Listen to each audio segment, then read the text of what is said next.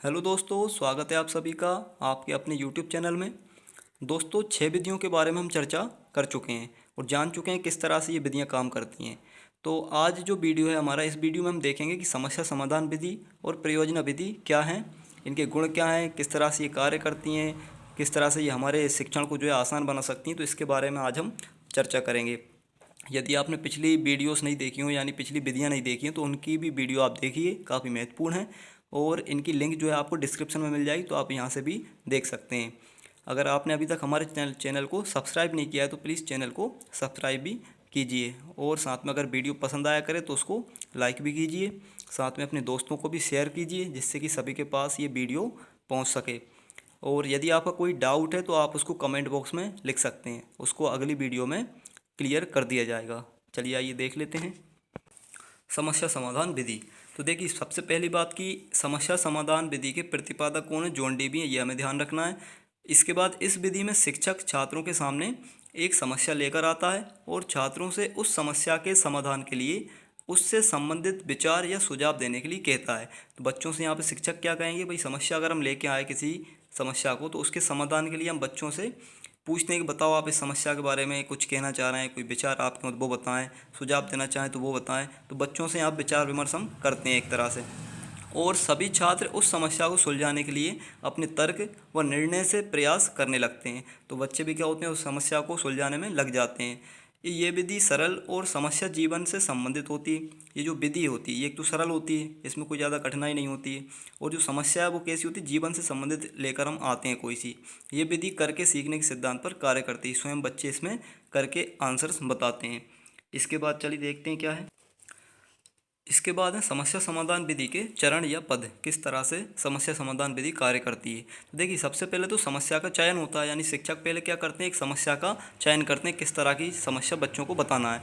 इसके बाद समस्या का प्रस्तुतिकरण, यानी समस्या अगर चयन कर लिए फिर उसको प्रस्तुत करते हैं बच्चों के सामने। अब बच्चों के सामने जैसी समस्या पहुँचती है तो बच्चे क्या करते हैं, उस पर तर्क विचार सुझाव देना चालू कर देते हैं, यानी परिकल्पनाएँ, उनकी कल्पनाएँ निकलने लगती हैं। और इसके बाद जैसे ये सभी जो सुझाव या सभी जब विचार जब इकट्ठे हो जाते हैं तो उनको एकत्रित कर लिया जाता है, शिक्षक द्वारा सभी का सुन लिया जाता है, सभी बच्चों के विचार एक तरह से एकत्रित कर लिए जाते हैं और फिर बाद में उन सभी का विश्लेषण कर लिया जाता है, अच्छे से विश्लेषण करते हैं। और जब विश्लेषण अच्छा हो जाता है तो फिर उसमें हम एक निष्कर्ष पे पहुंच जाते हैं कि हाँ, इसका उत्तर ये हो जाएगा। चलिए इसके बाद देखते हैं समस्या समाधान विधि के गुण देख लेते हैं। देखिए, इस विधि से छात्रों में निर्णय लेने के, तर्क करने के, विचार करने तथा कल्पना शक्ति का क्या होता है, विकास होता है। तो निर्णय लेना, तर्क करना, विचार करना, इन सभी का क्या होगा, यहाँ पे विकास होता है। इस विधि से बच्चों में वैज्ञानिक ढंग से सोचने का विकास होता है। बच्चे ज़्यादातर सोचते हैं समस्या के बारे में तो उनसे वैज्ञानिक दृष्टिकोण उनका विकास होता है। भावी योजनाओं को हल करने का प्रशिक्षण मिलता है, यानी भविष्य में आने वाली जो समस्याएं, उनके दैनिक जीवन में जो समस्याएं आने वाली हैं उनका हल किस तरह से निकालना है, किसका ध्यान रखना होता है, लाभ हानि का ध्यान रखना। तो इस तरह से कुछ जो चरण होते हैं तो उनका ध्यान रख के हम समस्या का सुझाव या समाधान निकालने की कोशिश करते हैं। तो इसका इनको क्या मिलता है, प्रशिक्षण मिलता है इसके अंदर। इसके बाद सामूहिक निर्णय शक्ति का विकास। तो यहाँ पे देखिए, सामूहिक निर्णय शक्ति का विकास भी होता है, यानी सभी बच्चे साथ में मिलकर सामूहिक रूप से निर्णय लेते हैं। समस्या समाधान करना सीखते हैं। यहाँ पे बच्चे क्या करते हैं, समस्या समाधान करना भी बच्चे सीख जाते हैं, किसी भी प्रकार की समस्या को हल करना सीखते हैं।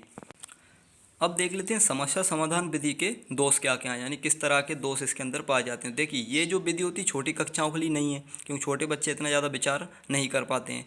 इस विधि में एक कुशल शिक्षक की आवश्यकता होती है। बिल्कुल, इसमें एक कुशल शिक्षक, यानी कि ऐसा शिक्षक होना चाहिए जो समस्या दे रहा है किस तरह से दे रहा है, या उसको खुद पहले उस चीज़ का पूर्ण रूप से ज्ञान हो कि इससे क्या उद्देश्य की प्राप्ति होने वाली। तो इस तरह से कुशल शिक्षक की आवश्यकता होती है। समस्या कठिन होने से और बच्चों को समाधान ना कर पाने से विषय से रुचि हटने लगती है, बिल्कुल सही है। इस विधि में समय ज़्यादा लगता है, तो ये भी हमें ध्यान रखना है। ये इसके कुछ दोष थे। चलिए इसके बाद हम अगली विधि देख लेते हैं।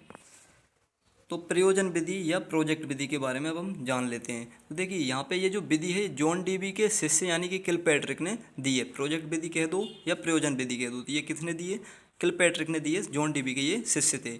इस विधि में बच्चों को एक समस्या योजना बनाकर दी जाती है। यहाँ पे समस्या तो देते हैं लेकिन किस तरह से देते हैं, एक योजना के रूप में देते हैं। इस विधि में छात्र शैक्षणिक समस्या का हल स्वाभाविक तरीके से तथा तर्क द्वारा जानकारी प्राप्त करता है और फिर अपने व्यवहार में परिवर्तन करके समस्या हल करता है।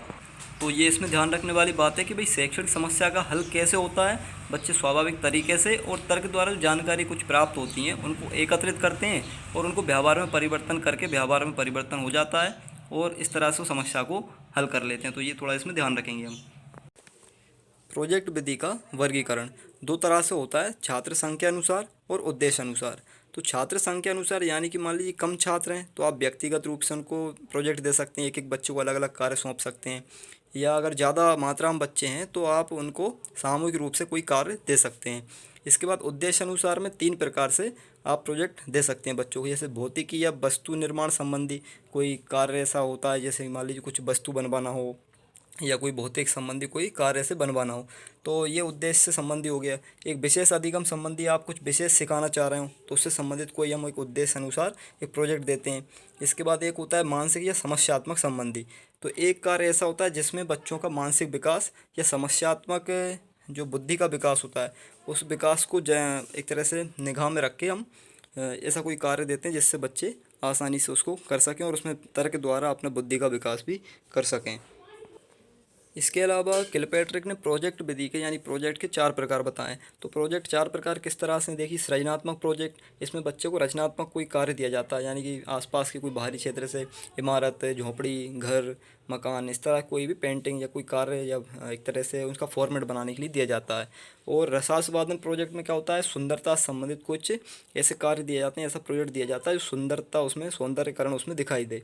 इसके बाद होता है समस्यात्मक प्रोजेक्ट, जैसे कि उसमें मानसिक विकास भी हो, बौद्धिक विकास भी हो, है ना, तो सोचने समझने की क्षमता बढ़े, तो इस तरह के कोई कार्य जो हम देते हैं वो समस्यात्मक प्रोजेक्ट के अंदर आ जाता है। अगला होता है सामूहिक प्रोजेक्ट, यानी ज़्यादा संख्या है बच्चों की तो आप बच्चों के समूह बना दो और उनको कार्य सौंप दो तो उस समूह में वो आसानी से कार्य कर लेते हैं। तो 4 प्रकार के प्रोजेक्ट किलपैट्रिक ने बताए हैं। इसके बाद चलिए आगे देख लेते हैं। अब देख लेते हैं प्रयोजन या प्रोजेक्ट विधि के चरण क्या है, किस तरह से किस चरणों में आगे बढ़ती है। तो देखिए यहाँ पे परिस्थिति का निर्माण करना, सबसे पहला काम ये होता है कि हमें क्या करना है, परिस्थिति का निर्माण करना है, ऐसी परिस्थिति लाना है जिसमें हम योजना कोई बना सकें। फिर परिस्थिति का निर्माण जब हो जाता है फिर हम योजना का चयन करते हैं, यानी कि योजना किस प्रकार की हो, जो भी हम समस्या दे रहे हैं वो किस प्रकार की योजना पे कार्य करे। इसके बाद उस योजना का कार्यक्रम बनाना, यानी कि हमने जो योजना चयन कर ली है फिर हम उसका क्या करते हैं, कार्यक्रम बनाते हैं कि किस तरह से इसको हम कार्यक्रम, यानी कि उसको किस तरह से हम क्रियान्वयन उसका करेंगे, बच्चे किस तरह से उसको समझें या क्या क्या किसको क्या बनाना है, तो उस पर विचार किया जाता है। इसके बाद फिर होता है क्रियान्वयन, यानी कि जो हमने कार्यक्रम तैयार किया है अब सभी बच्चों के लिए उसको सौंप दो, अलग अलग बच्चों को सौंप दो और वो उसके अनुसार बच्चे फिर उसको हल करने चालू कर देंगे, अपने जानकारियाँ जुटाना चालू कर देते हैं। इसके बाद फिर किया जाता है कार्य का मूल्यांकन, कि बच्चों ने जो कार्यक्रम तैयार किया हम लोगों ने और फिर उसमें बच्चों ने उसका क्रियान्वयन किया, यानी उसको अलग अलग तरीके से जो हमने कार्य दिया उसको तैयार किया, तो हम उस तैयार कार्य का क्या करते हैं, फिर मूल्यांकन करते हैं कि बच्चों ने कहाँ तक अपने जो उद्देश्य थे उसकी प्राप्ति की है, उद्देश्य करी भी है प्राप्ति या नहीं भी कर पाए, तो उसको हमें ध्यान से देखना होता है, उसका मूल्यांकन करना होता है। इसके बाद आखिरी में किया जाता है कि उनकी समस्याओं का, उनकी जो भी कमजोरियां रहीं, कितना उद्देश्य प्राप्त हुआ, उसका सबका लेखा जोखा बाद में तैयार किया जाता है। तो ये इस तरह से पूरी प्रोजेक्ट विधि इस क्रम में आगे बढ़ती है और लास्ट तक पहुंच जाती है। इसके बाद देख लेते हैं आगे। अब है प्रोजेक्ट विधि के कुछ सिद्धांत, किन सिद्धांतों पे प्रोजेक्ट विधि कार्य करती है। देखिए पहला है निश्चित प्रयोजन का सिद्धांत, यानी कि यहाँ पे एक प्रयोजन यानी कि एक कार्य निश्चित कर लिया जाता है कि बच्चों को हमें कौन सा कार्य कैसा करवाना है और उसका क्या क्या उद्देश्य उसके हो सकते हैं, तो ये यहाँ पे निश्चित कर लिया जाता है। इसके बाद स्वक्रिया का सिद्धांत, स्वक्रिया का मतलब होता है कि बच्चे स्वयं यहाँ पे करते हैं, जो भी क्रिया यानी जो भी कार्य उनको हम सौंपेंगे बच्चे यहाँ पे स्वयं उसको करेंगे, तो ये स्वक्रिया का सिद्धांत हो गया। इसके बाद उपयोगिता का सिद्धांत, यानी जो भी हम बच्चों को कार्य देंगे, जो हम प्रोजेक्ट बनाने बच्चों को देंगे वो कैसा होना चाहिए, बच्चों के उपयोग का होना चाहिए। ऐसा नहीं कि कोई ऐसा मतलब निरर्थक नहीं होना चाहिए, सार्थक होना चाहिए, यानी उसका कहीं ना कहीं यूज बच्चों के दैनिक जीवन में आए, तो ऐसा उपयोगिता का सिद्धांत कहता है। इसके बाद है सहसंबंध का सिद्धांत। तो सहसंबंध का सिद्धांत यानी कि बच्चों को सारी विषय से संबंधित जोड़कर, यानी थोड़ा बहुत दैनिक जीवन से रिलेटेड करके हम बच्चों को कार्य सौंपते हैं। और अगला रहता है स्वतंत्रता का सिद्धांत। तो यहाँ पे बच्चों को पूरी स्वतंत्रता रहती है कि वो अपने हिसाब से किसी भी तरह से अपने कार्य को पूरा कर सकते हैं। तो अब आगे हैं प्रोजेक्ट विधि के गुण क्या क्या हैं, तो वो हम देख लेते हैं। देखिए बाल केंद्रित विधि तथा मनोवैज्ञानिकता पर आधारित, ये जो प्रोजेक्ट विधि होती है एक तो बाल केंद्रित यानी बच्चे के अनुसार ही कार्य इसमें होता है, और मनोवैज्ञानिकता पर आधारित मतलब कि बच्चे स्वयं अपने मन के अनुसार अपने अनुसार बच्चे कार्य करते हैं यहाँ पे, तो वो मनोवैज्ञानिकता का एक तरह से आधारित हो जाती है। इसके बाद है प्रयोगात्मक और व्यावहारिक विधि है। देखिए प्रयोग के आधार पर हो ही रही है ये पूरी। इसके बाद व्यावहारिक यानी व्यवहार से संबंधित रहती है, अपने आसपास के सामाजिक स्तर से रिलेटेड रहती है। इसके बाद यहाँ पे सहयोग, धैर्य, कर्तव्य निष्ठा, इस तरह के कुछ सामाजिक गुणों का विकास भी इसमें होता है, तो ये भी हमें ध्यान रखना है। और ये जो विधि होती है करके सीखने पर क्या करती है, एक तरह से आधारित होती है, यानी करके सीखने पर बल देती है कि बच्चे स्वयं इसको ज़्यादा से ज़्यादा करें। तो ये इसके कुछ गुण थे। चलिए आइए आगे देख लेते हैं, इसके दोष देख लेते हैं। तो प्रोजेक्ट विधि के दोष क्या हैं वो देख लेते हैं हम। देखिए तो समय बहुत लगता है, पाठ्यक्रम समाप्त नहीं हो पाता है। मतलब कि ये प्रोजेक्ट विधि किस तरह की कि एक तो इसमें समय काफ़ी लग जाता है और पाठ्यक्रम इसमें समाप्त होने की संभावना जो होती है बहुत कम हो जाती है। इसके बाद धन खर्च होता है। इसमें बच्चे क्या करते हैं, कार्य को पूरा करने के लिए कुछ धन भी खर्च करते हैं। कुछ प्रोजेक्ट जब तैयार करते हैं बच्चे, कोई सामग्री बनाना है तो उसमें भी क्या धन लगना, मतलब एक तरह से पैसा खर्च करना बच्चों को पड़ता है।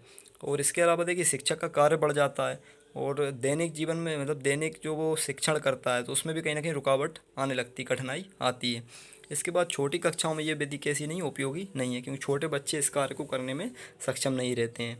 तो ये इनके कुछ दोस्त थे। तो दोस्तों अगर वीडियो पसंद आया हो तो इसको लाइक करें, अपने दोस्तों को शेयर करें और हमारे चैनल को सब्सक्राइब कर लें। साथ में बेल आइकन भी दबाएं, जिससे कि आपको आने वाली वीडियो सभी का नोटिफिकेशन आपको आसानी से मिल जाया करे। बहुत बहुत धन्यवाद आप सभी का।